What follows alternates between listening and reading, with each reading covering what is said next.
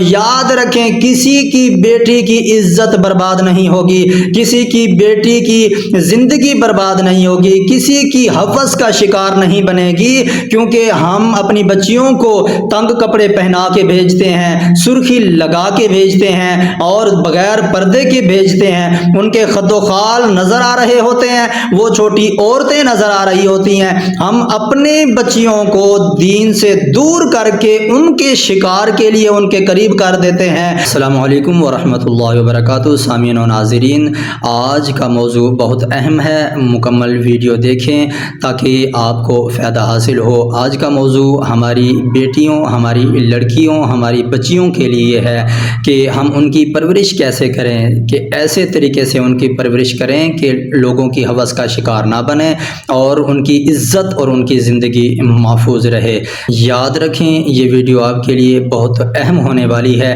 اسے چھوڑ کر نہ جائیں، ایک بار یہ ویڈیو مکمل ضرور دیکھیں۔ نمبر 1، آپ نے اپنی بچی کی پرورش کے لیے سب سے پہلے یہ دیکھنا ہے کہ اسے ہم نے کسی مرد کے پاس پڑھنے کے لیے نہیں بھیجنا۔ قرآن پاک کی تعلیم لینی ہو، دین کی تعلیم لینی ہو، جس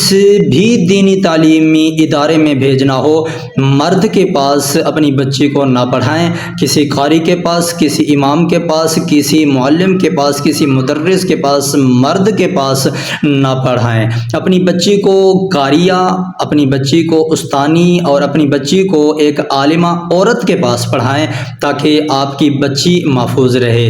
قاری، معلم، مدرس مرد غیر محرم ہے، تو غیر محرم سے ہم نے اپنی بچیوں کو بچپن سے ہی ان کو ایسی تربیت دینی ہے کہ بڑے ہو کر غیر محرم مردوں سے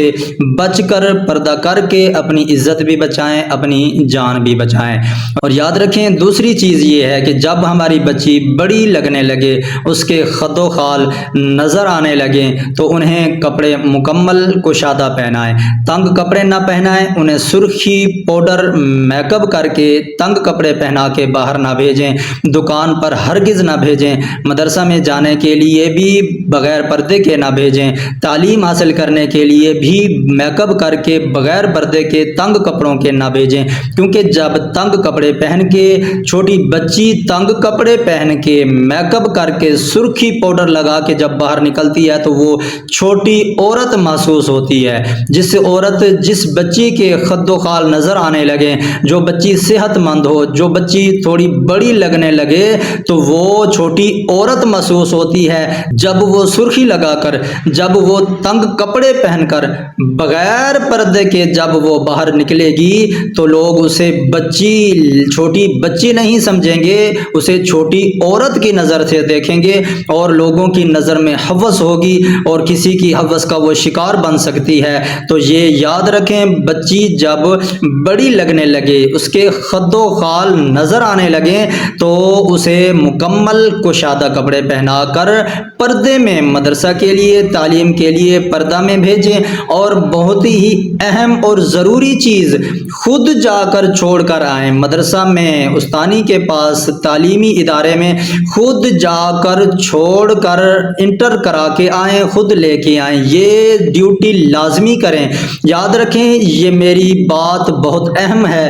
والدین سے زیادہ اپنی بچیوں کا محافظ کوئی نہیں ہے، والدین سے زیادہ ذمہ دار کوئی نہیں ہے، والدین کے علاوہ کسی پر بھی بھروسہ نہیں ہے، استاد پر بھی، استانی پر بھی، قاریہ پر بھی، قاری پر بھی، کوئی بھی مرد، کوئی ٹیچر ہو، پرنسپل ہو،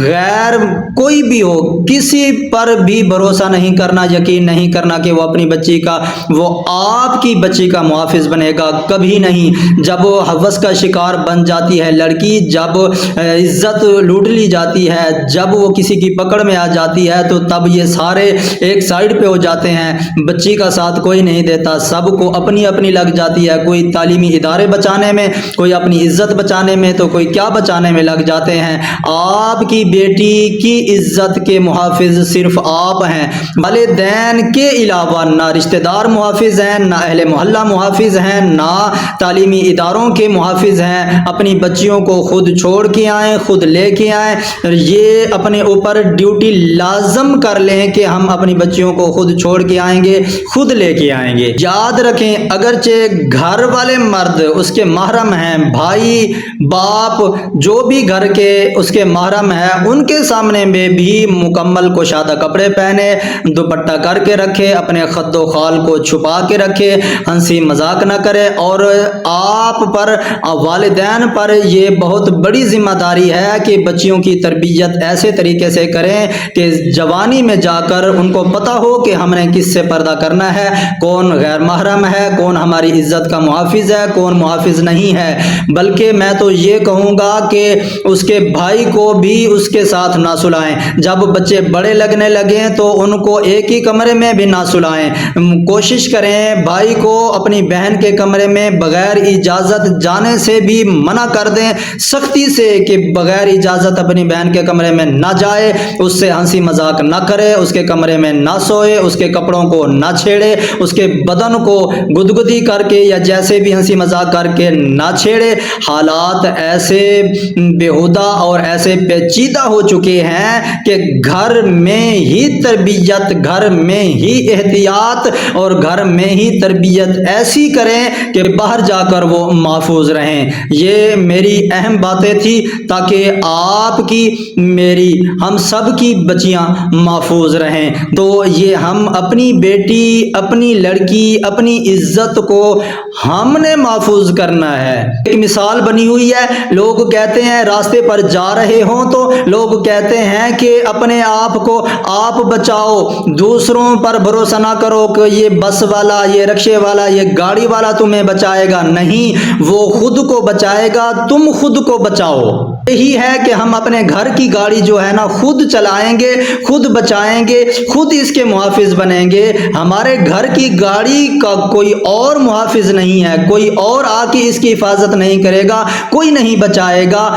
والدین سے میری گزارش ہے، ماں باپ سے بڑھ کر اولاد کے لیے بھلائی کرنے والا، حفاظت کرنے والا، محنت کرنے والا، مشقت کرنے والا والدین سے بڑھ کر کوئی نہیں ہے، کوئی نہیں ہے، کوئی نہیں ہے۔ یاد رکھیں اگر ہم اسلام پر زندگی گزار لیتے ہیں، دین پر عمل کر لیتے ہیں، اپنی بچیوں کو، اپنے گھر والوں کو دین پر چلنے کی ہم تربیت دیتے ہیں، ہم گھر میں دین رائج کرتے ہیں، تو یاد رکھیں کسی کی بیٹی کی عزت برباد نہیں ہوگی، کسی کی بیٹی کی زندگی برباد نہیں ہوگی، کسی کی ہوس کا شکار نہیں بنے گی، کیونکہ ہم اپنی بچیوں کو تنگ کپڑے پہنا کے بھیجتے ہیں، سرخی لگا کے بھیجتے ہیں اور بغیر پردے کے بھیجتے ہیں، ان کے خد و خال نظر آ رہے ہوتے ہیں، وہ چھوٹی عورتیں نظر آ رہی ہوتی ہیں۔ ہم اپنے بچیوں کو دین سے دور کر کے ان کے شکار کے لیے ان کے قریب کر دیتے ہیں۔ اگر ہم اپنے گھر کو، اپنے گھر والوں کو، اپنے آپ کو، اپنی بچیوں کو دین کے قریب کر کے دین پر عمل کروائیں گے، کسی کی جرت نہیں کہ ان کی عزت پر حملہ کرے، کسی کی جرت نہیں ان کی زندگی کے ساتھ کھیلے، کیونکہ اسلام میں امن ہے، اسلام میں حفاظت ہے، اسلام میں ہی در حقیقت اصل زندگی ہے۔ اللہ کریم ہمیں عمل کی توفیق عطا فرمائے۔